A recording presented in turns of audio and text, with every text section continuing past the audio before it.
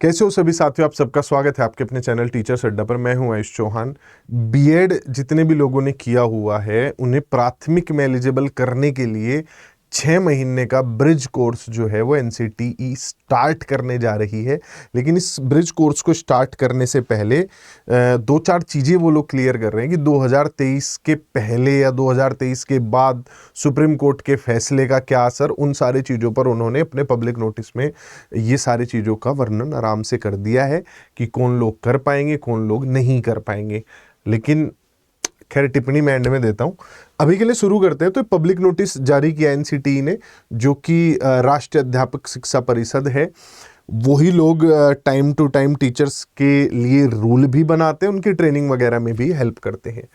तो इन्होंने एक गाइडलाइन जारी करके एनआईओएस को कहा है कि आप जो है 7/4/2025 को गाइडलाइन जारी की है कि बीएड के लिए आप लोग एक कोर्स डिजाइन कर दीजिए, 6 महीने का कोर्स।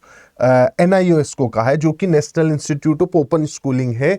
एनआईओएस को ही पहले 1.5 साल का डीएलएड चलाने के लिए भी कहा गया था, उन लोगों के लिए जो स्कूलों में पहले से पढ़ाते आ रहे थे लेकिन उनके पास कोई प्रोफेशनल कोर्स नहीं था टीचर का, यानी कि टीचर की कोई डिग्री नहीं थी।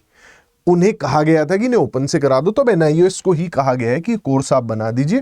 तो इससे रिलेटेड अब सारी जानकारी जो है एनआईओएस के थ्रू आप लोगों को मिलती रहेगी। वो कोर्स डिजाइन हो जाएगा और एनआईओएस इसे जो है आने वाले टाइम पे करवा देगा।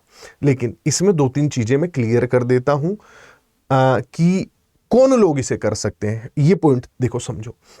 This course will only be meant for those primary teachers who had been appointed with BEd degree in accordance with NCT notification dated 28/6/2018।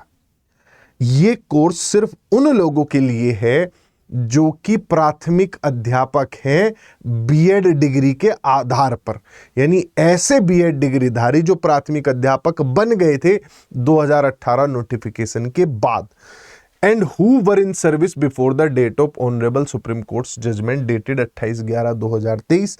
यानी वो सारे लोग जो 2023 और 2018 के बीच में सर्विस पे थे, सिर्फ उन लोगों को ये कोर्स करवाया जाएगा। इसमें राज्य वाले भी लोग हैं, मतलब जैसे उत्तर प्रदेश में भर्ती आई थी तो वहां भी लोग हैं, केंद्रीय विद्यालय में भर्ती आई थी वहां भी लोग हैं, दिल्ली में भी लोग हैं, तो अलग अलग जगह लोग जो है लगे हुए हैं। Appropriate mechanism will be evolve bye NCT and iOS, यानी कि एक पूरा मैकेनिज्म बना लेंगे एनसीटी और एनआईओएस मिलकर, जिसके थ्रू ये 6 महीने का डिग्री कोर्स कराया जाएगा। और ये भी जो है डंडा मारने पे करवाया जा रहा है सुप्रीम कोर्ट के कि करवा क्यों नहीं रहे हो। ये सारा उसका जो है यहाँ पर सारे वो उसका जो फैसला आया था सुप्रीम कोर्ट का, उसके बारे में वर्णन किया गया है। आप इसे चाहें तो एनसीटी की ऑफिशियल वेबसाइट से पढ़ सकते हैं। मैं कह रहा था टिप्पणी ये है भाई कि कोई 2018 से 2023 तक बीएड के माध्यम से लग गया तो उसे 6 महीने का डिग्री कोर्स अब हम वो भी करवा कर जबरदस्ती करवा रहा है सुप्रीम कोर्ट, और हमारी व्यवस्था उन्हें एलिजिबल करने की कोशिश कर रही है। दूसरी तरफ हम जिन लोगों ने इसी दौरान बीएड किया था उन्हें एलिजिबल नहीं मान रहे हैं किसी भी तरीके से, ना 6 महीने का कोर्स कराकर, ना 1 साल का कोर्स कराकर, ना किसी तरीके की हेल्प जनरेट करके।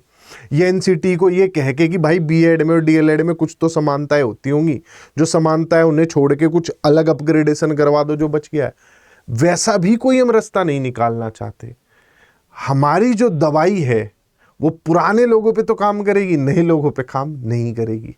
तो ये अपने आप में ही हमारे देश की शिक्षा स्थिति को हास्यास्पद बनाता है। हंसी छूटती है मेरी यहाँ के नियमों पर, फैसलों पर, और किस तरीके से हम चीज़ों को करते हैं और किन चीज़ों पर हम ध्यान दे रहे होते हैं। एक्चुअल में जिन चीज़ों पर ध्यान दिया जाना चाहिए, जिनसे लाखों लोगों की ज़िंदगी जुड़ी होती है, वो ये है। हमारे देश में कुणाल कामरा जैसे कॉमेडियंस का मुद्दा बड़ा है, वो सही गलत है मुझे नहीं पता वो क्या है, लेकिन वो मुद्दा बड़ा है शिक्षा से। वेस्ट बंगाल में 25,000 शिक्षक जो लगे हुए थे वो हटा दिए गए सिस्टम के फेलियर की वजह से। तो ये है देश की व्यवस्था। खैर जो भी है यही है। पासपोर्ट ना मेरा बदल रहा ना तुम्हारा बदल रहा, तो एंजॉय करते हैं। बाकी चैनल को सब्सक्राइब कर लो और आगे के लिए बढ़ते रहो।